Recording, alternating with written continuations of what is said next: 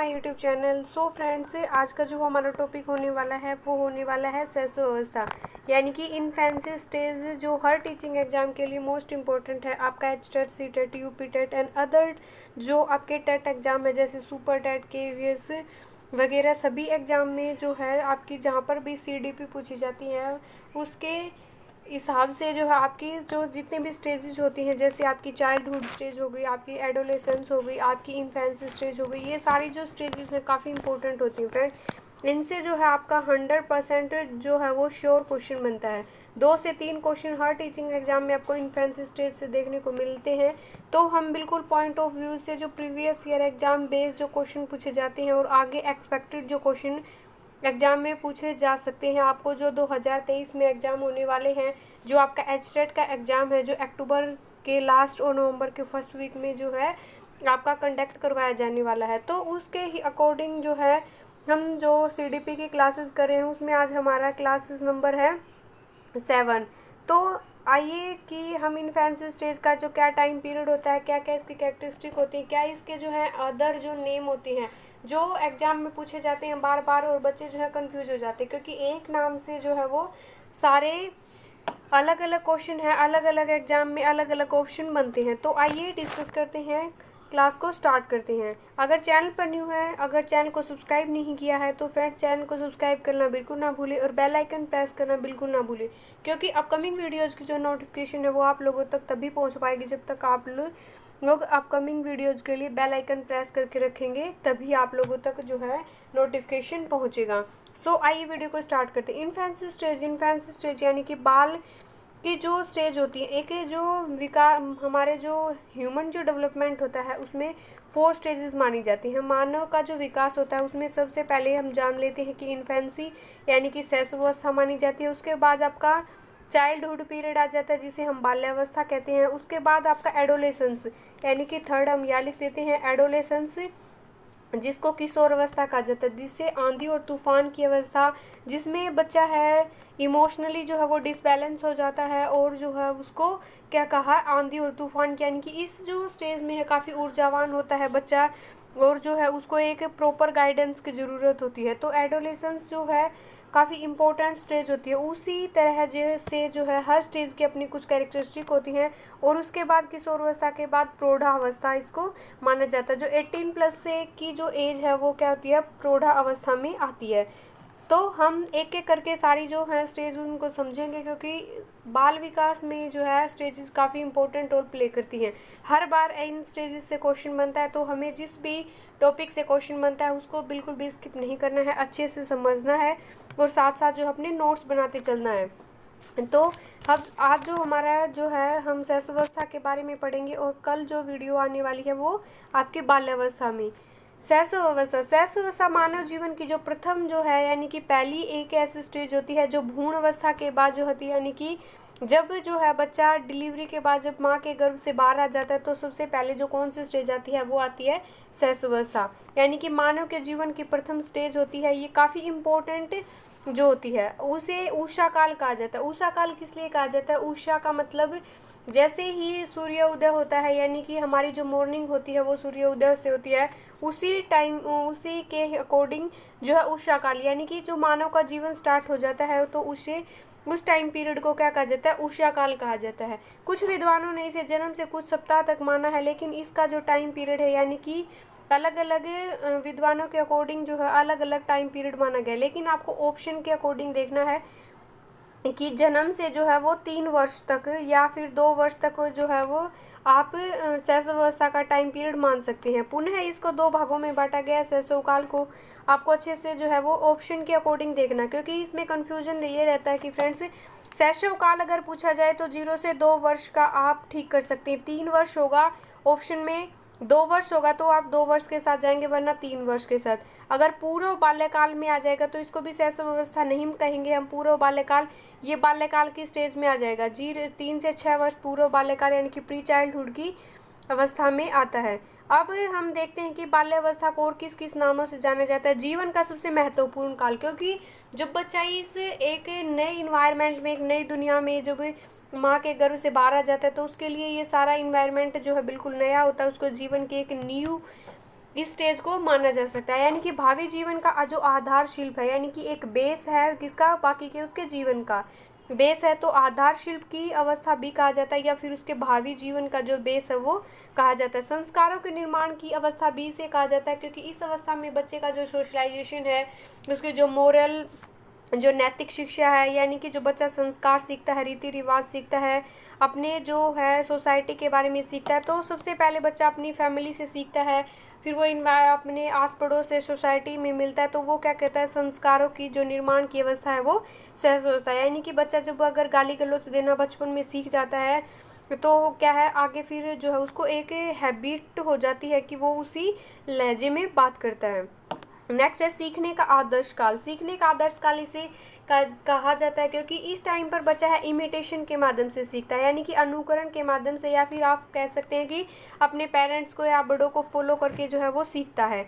तो यानी कि सीखने का आदर्श काल, जो भी हम बच्चे को इस टाइम पर सिखाएंगे, जिस टाइप का व्यवहार सिखाएंगे, बच्चा जो है उसी टाइप से सीख जाएगा। और इस टाइम पर उस बच्चा खुद की नॉलेज नहीं लगाता कि ये सही है गलत है, जो भी हम बच्चे को सिखाते हैं वो सीखता जाता है। नेक्स्ट है खिलौनों की अवस्था। खिलौनों की अवस्था ये टॉय एज होती है, बच्चा खिलौनों के साथ है, खिलौनों तक ही उसकी दुनिया सीमित होती है। जब अगर उससे कोई बोल ले वो अपनी माँ को और अपनी फैमिली मेम्बर्स को ही जानता है इस स्टेज में, और खिलौनों को जानता है। तो इस अवस्था को जो है खिलौनों की अवस्था भी कहा जाता है। नेक्स्ट है सीखने की आयु। उसको बच्चे को सिखाया जाता है तार्किक चिंतन की अवस्था।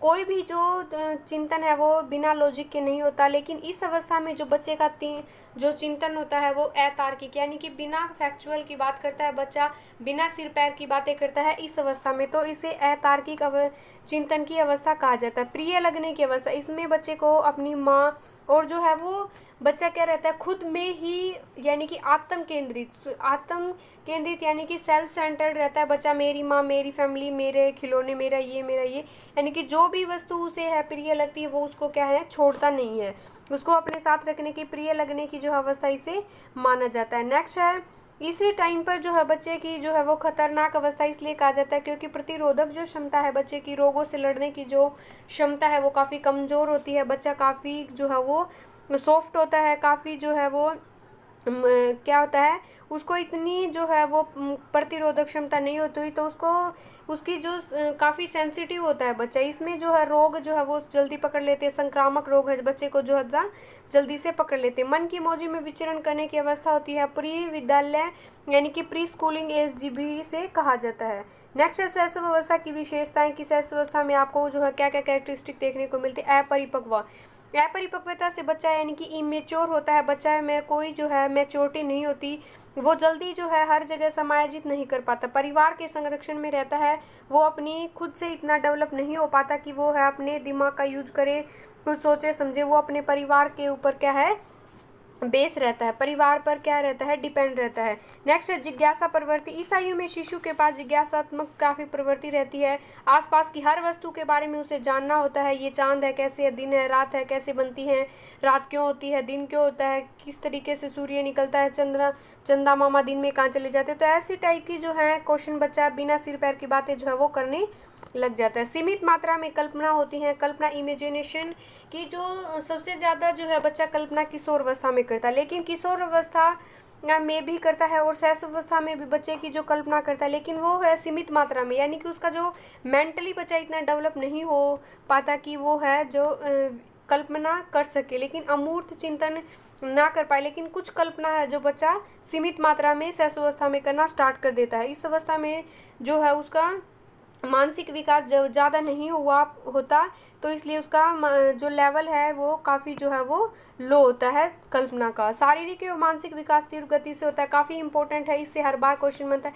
स्टार लगा कर याद कर लो। सबसे ज़्यादा तीव्र जो है बच्चे का शारीरिक और जो मानसिक जो डेवलपमेंट है वो कब होता है, इन्फेंसी स्टेज के अंदर होता है। नेक्स्ट है दूसरों के प्रति, दूसरे जो शिशु होते हैं यानी कि जो एक छोटा बच्चा होता है दूसरे छोटे बच्चे को देखकर काफ़ी खुश हो जाता है, यानी कि जो उसे अपने हम उम्र के जो बच्चे होते हैं उसे काफ़ी जो है वो अच्छे लगते हैं, उनके साथ जो वो खेलना टाइम स्पेंड करना उसे अच्छा लगता है। क्षणिक मित्रता, क्षणिक मित्रता का मतलब क्या होता है, पल में तो दोस्त बन जाएंगे और पल में मार पिटाई करके एक दूसरे से सेपरेट हो जाते हैं। इस अवस्था में आपने गली में देखे होंगे बच्चे 1 मिनट में तो टोली बना के ऐसे हाथ में हाथ डाल के घूमेंगे और 2 मिनट में उसकी चोटी उसके हाथ में, उसकी चोटी उसके हाथ में, यानी कि पल भर में छोटी सी बात पे क्या उनकी लड़ाई हो जाती है, किसी खिलौने पे लेके, किसी और चीज़ पे, उसके चप्पल जूतों को लेकर भी उसकी लड़ाई हो जाती है। इस आयु में जो दूसरों की गोद में खेलता है, हंसता है, उसके बाद परिवार का जन कोई भी व्यक्ति आता है तो उसके साथ जो है वो चला जाता है, यानी कि क्षणिक मित्रता होती है, वो है पल में,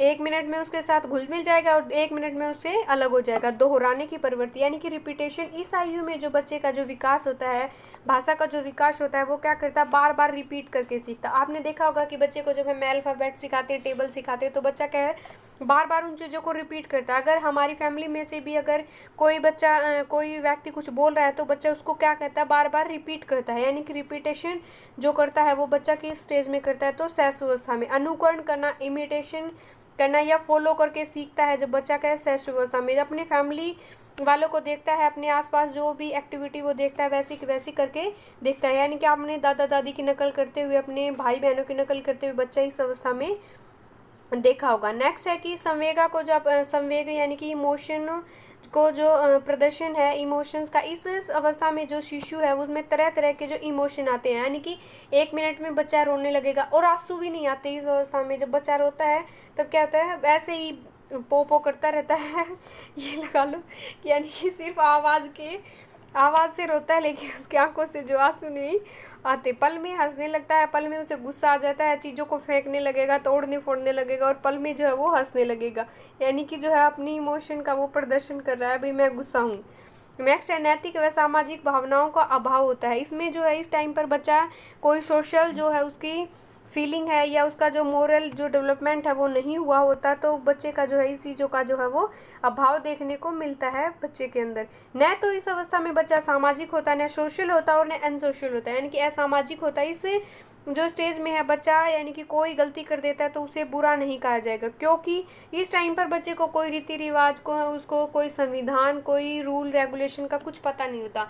बच्चा जो करता है वो एक क्या कहता है, भोले पंछी की तरह है, अपनी एक्टिविटी को चालू रखता है, देख के सीख लिया, कहीं से सीख लिया, कहीं से पकड़ लिया, उसको करने लगेगा। स्व केंद्रित यानी कि सेल्फ सेंटर्ड होता है, हर अपनी पसंद की चीज़ को पाकर वो खुश हो जाता है, लेकिन किसी के साथ शेयर नहीं करता। सुख दुख से उसे कोई मतलब नहीं होता, बस उसे अपनी चीज़ों से मतलब है और वो उसके पास ही रहनी चाहिए, वो किसी से शेयर भी नहीं करता। अपनी ज्ञानेंद्रिय यानी कि अपनी जो सेंसेस होती हैं उनसे जो अपनी जो शारीरिक क्रियाओं के माध्यम से जो है वो क्या सीखता है, यानी कि अपनी सेंसेस का जीन पैजे की जो स्टेज है, first stage sensory motor stage, जिसका टाइम पीरियड है 0 से 2 वर्ष, यानी कि वो एज इट इज शैशवावस्था की जो सारे जो उसके कैरेक्टरिस्टिक हैं, जो विशेषताएं हैं, वो आपकी शैशवावस्था से मैच करेंगी।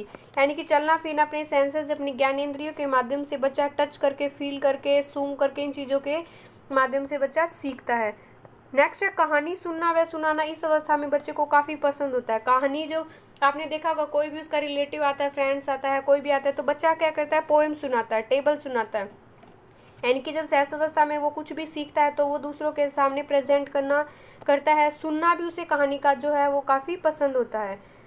नेक्स्ट है कि आपका जो है 4 वर्ष की आयु तक बच्चा मल मूत्र विसर्जन पर नियंत्रण करना सीख जाता है, वो अपना बाथरूम वगैरह जो है उस पर कंट्रोल करना सीख जाता है, अपने परिवार पर जो है वो डिपेंड नहीं रहता।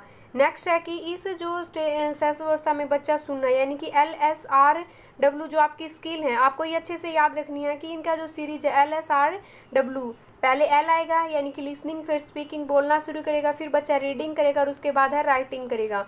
तो इसके जो है आधारभूत जो समझ हो जो वो विकसित हो जाती है, यानी कि बच्चा कुछ पढ़ना सीख जाता है, कुछ लिखना सीख जाता है और समझना भी वो है सीख जाता है। सो फ्रेंड्स, ये थी हमारी जो इन्फेंसी जो स्टेज है उससे रिलेटेड जो उसकी कैरेक्टरिस्टिक है और बच्चा क्या करता है, कि क्या इसका टाइम पीरियड होता है, क्या शैशवावस्था के जो है सेपरेट नेम है।